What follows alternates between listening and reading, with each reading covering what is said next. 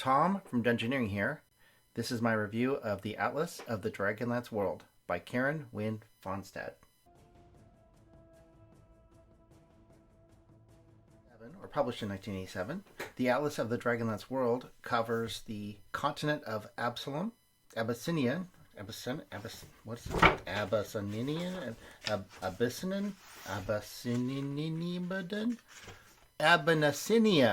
Abyssinia covers the continent of Abyssinia in the world of Kryn. Karen Wynne Fonstad had a master's degree in geography, specializing in cartography, so she was well qualified to write this book. She came to fame with her Atlas of Middle-earth, an incredible scholarly treatment of this, classic fantasy world, sort of the one that the fantasy world that inspired all the other fantasy worlds, right? So she also wrote a few other atlases. The Atlas of the Land, which is a little harder to get a hold of. My copy is a library copy, but it's still quite legible. She also did the Forgotten Realms Atlas for TSR, which is another excellent book. And the one that I first got was the Atlas of Pern, a favorite sort of young adult fantasy book series that was kind of popular in the 80s. I don't know how popular it still is, but a really, really fun read. And this just blew my mind that you could treat a fantasy world in this way and make it like a real place. So the Atlas of the Dragonlance World kind of caps the height of popularity of the world of Dragonlance, which started with the Dragonlance modules. And this was sort of established the mold of what we now call the adventure path style of adventures. Before this, most modules were just sort of a single location, like dungeons or whatever you'd go into, and they might be loosely linked together into a series. But this is the first attempt to really establish a continuing storyline, and it was much criticized for that. It kind of railroaded the players into a very specific story path, and but it was wildly popular, and it had a series of novels that went with it called the Dragonlance Chronicles, and these really dominated the bookshelves in the fantasy section of the mid 80s. They were fun reads, very easy to read for young adults. And they were quite a bit derivative, though, of Lord of the Rings. I mean, they had a group of companions of mixed heritage, a dwarf, an elf, humans, a halfling, a kender. And even the character types were quite similar. You had Tanis, who was a half-elf, and he was in a love triangle between an elf and a human.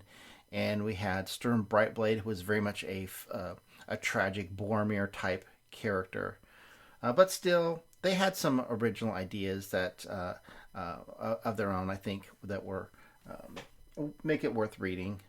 It's not high literature, but they're fun. So let's take a look at the Atlas itself. It's broken up into 5 sections and covers sort of the overall geography of Abyssinia. One of the things that I really appreciate about this book is how it's treated like Kryn is a real world. It's given latitude and longitude lines. It's given a coordinate system. Here we have pre-cataclysm and post-cataclysm map, and then an overlay to show the differences between the two. Really nice, kind of sets the stage. And then we get into the more detailed continental maps here. Pre-cataclysm, post-cataclysm. And then it gets into regional sections with much more detail in the maps.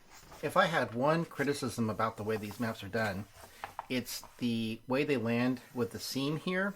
makes it a little hard to read anything that's in the gutter here. You got to kind of pull it apart.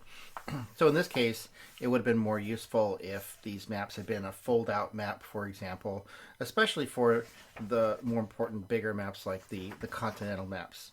You can see the seam there.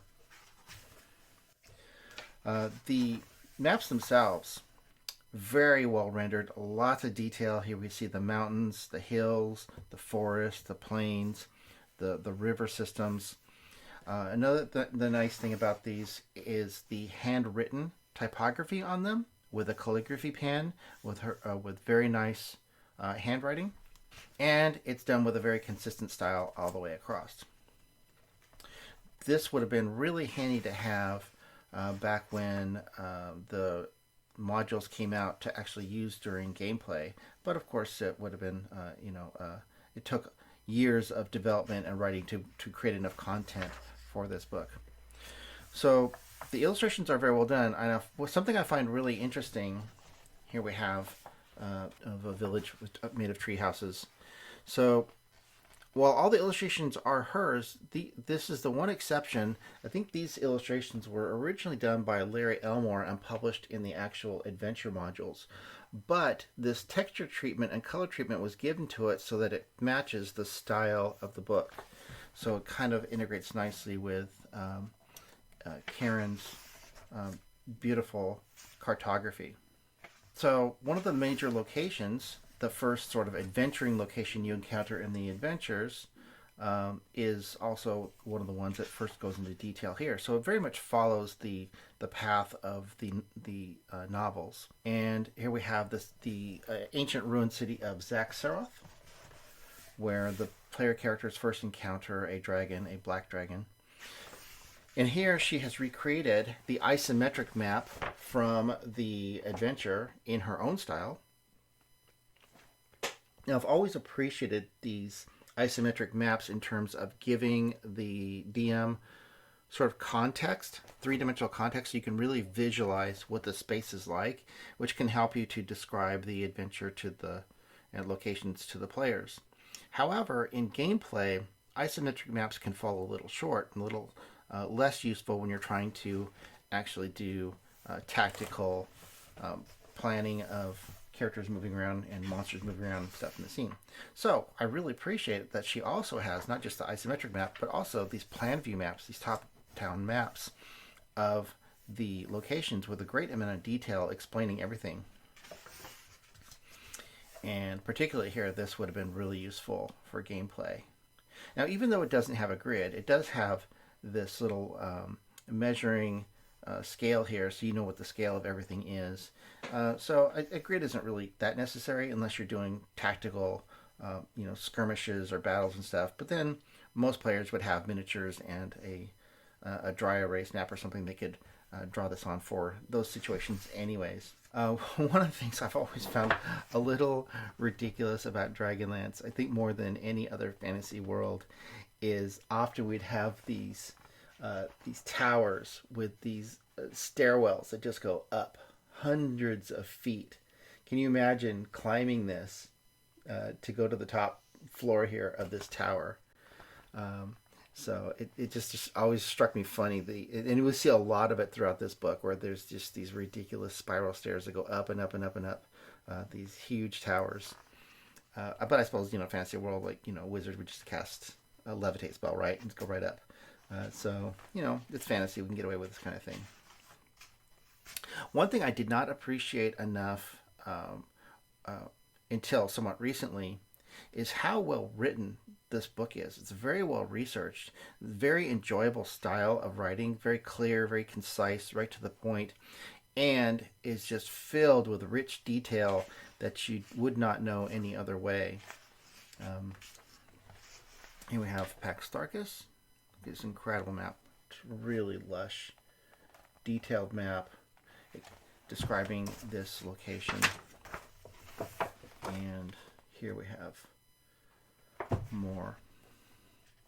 So we can see more of those ridiculous stairs. Like I said, this book is filled with these kind of stairwells that just go up and up and up. These giant towers, or like locations like this, Skull Cap. Here in the dwarven city of Thorbardin, we get some detail here. But if I recall, the adventure module actually came with sort of these little geomorphs, these city geomorphs that you could expand the city forever and ever. But one thing that's really cool about this is these side views, these plan views, which harken back to sort of the original D&D books that have those evocative side view maps that are really cool and inspire your imagination for story ideas. Here we have a perspective map. This looks like it's in 1-point perspective, and pretty useful, except for where things overlap. You kind of don't know what's going on there. But fortunately, she also has the plan views there. Here we have the Blood Sea of Istar, the islands around it, more of this beautiful calligraphy describing it, very clear iconography. Really makes this a very tangible and believable place. Another one of those ridiculous stairwells. More of those to come. And even a ship. See, like, to me, this is special when it has not just maps, but this is like very practical. Have like a map of the ship that you would navigate the maelstrom with. And we get a lot of pre-cataclysm and post-cataclysm information in the text to go with the maps, which is really, really fantastic. Let's see. This was one of my favorites. This is from, I believe this is from Dragons of Light. This huge dragon that's carved into the side of a mountain. And it was a tomb of the silver dragon. More ridiculous stairwells.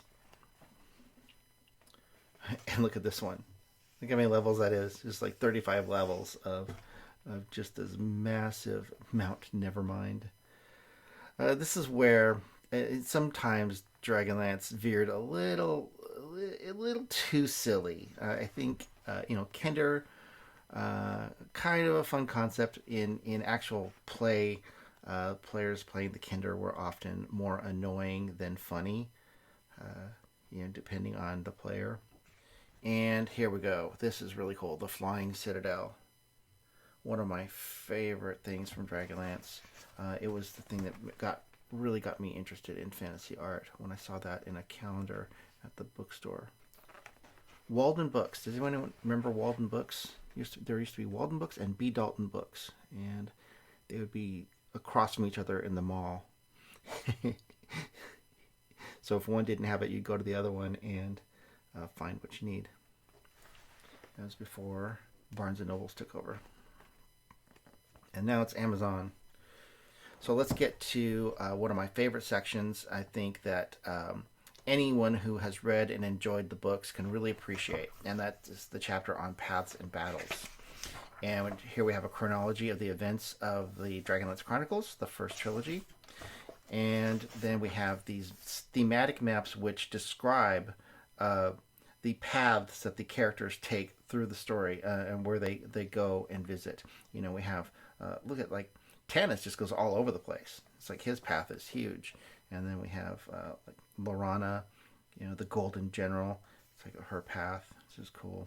And then the War of the Lance maps that shows you how the battles played out on a big scale. Very, very cool stuff. And then it gets into Dragonlance Legends. Not quite as world-spanning as the Chronicles were. It's a little more centralized in Istar, I think. But, it still shows where the things take place. And here, this is one of my favorite sections of this whole book, Thematic Maps. I always love the idea in fantasy worlds of a cosmology, where it has like a unique sort of cosmos to the fantasy world. And here we have the constellations, and just at the beginning of the War of the Lance, we see the Queen of Darkness and Paladine are in the sky, and then they fall and they disappear. So something. It's a great omen that something major has happened, and this is just a really great visual and interesting concept. And then in the future, where Raceland becomes a god and takes his place among the constellations, Raceland, one of the, and I think I have to give credit to Dragonlance to Tracy Hickman, Margaret Weiss, for coming up with Raceland as I think one of the most iconic fantasy characters. I think probably one of the most original things about Dragonlance. Okay, climate maps. This is the kind of thing, these thematic maps here in the back, which really give it a sense of believability. Like, this is a real place. It has climate that changed in the post-cataclysm time. It has population maps, shows the density of men, elves, dwarves, kinder, and other. You can see them very clearly where these different races lived. And then it has extensive footnotes. I mean, she really did her research. I think they went all out on the detail in this book. It does have an outstanding index, especially back here with the locations. If you need to find any location alphabetically, it tells you exactly where it's at. It's a very, very well written index.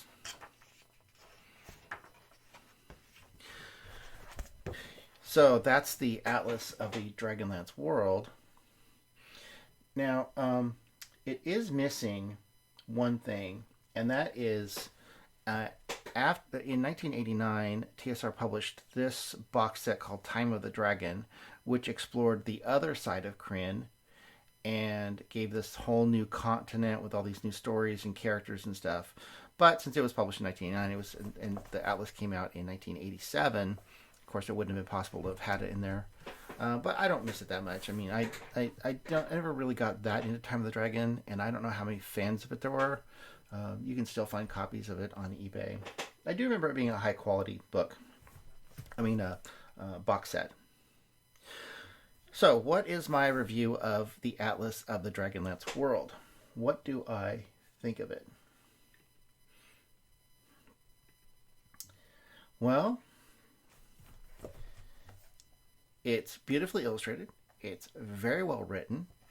It's very well researched. And I think if I was to run an adventure or a campaign in the Dragonlance world, I think this would be a very useful supplement. So with that in mind, I would give it 2 enthusiastic thumbs up. Highly recommended. Okay, well, thank you for checking out my review of the Atlas of the Dragonlance world, and later.